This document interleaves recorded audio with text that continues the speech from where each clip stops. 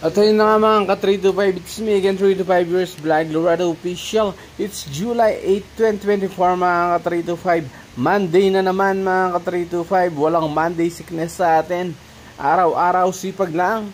Papasok na naman tayo sa trabaho mga ka-325. Working vlogger at the same time, iba-vlog natin ang papasok. Ay, sorry mga ka-325. Pauwi pala tayo, hindi pala ako nakapag-record kanina. Yeah, nung papasok. So, nag-record na lang ako for today's video. Pag out sa trabaho is pauwi mga ka-325. Pasensya na, nagkamali tayo ng konti doon. Yeah. Yun lang. Sabi ko naman sa inyo mga ka-325 is araw-arawin natin ang kasipagan sa ating sarili mga ka-325. At the same time, sana maka-inspire tayo ng ibang tao. Yeah. Sabi ko is dahan-dahan lang. At magpapasalamat pala ako sa mga dahan-dahang nagpapalo sa akin dyan mga 325. Maraming salamat sa inyo. So, tuloy-tuloy lang tayo kahit nasa letter H pa lang tayo mga 325. Tuloy-tuloy pa rin natin yan. Hindi tayo susuko dahil isa tayong fighter. Yeah. Yun lang mga 325. Sabi nga is wala naman mawawala kung sisipagin mo araw-araw. Ang magbe-benefit dyan ay ikaw pa rin mga 325. Hindi yung ibang tao, 'di ba? Ganun lang yung gawin mo sa sarili mo mga ka-325. Yeah, matuto kang tumayo sa iyong mga sariling paa. Yeah. At wag mong practicein na umasa sa iba mga ka-325. Ganun lang 'yon.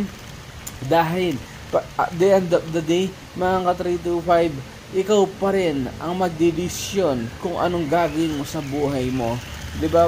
Mga ka-325, kung saan ka man nakatungtong ngayon, desisyon mo yan, ginusto mo yan, hindi ibang tao mga ka-325. Guide lang sila sa iyo mga ka-325.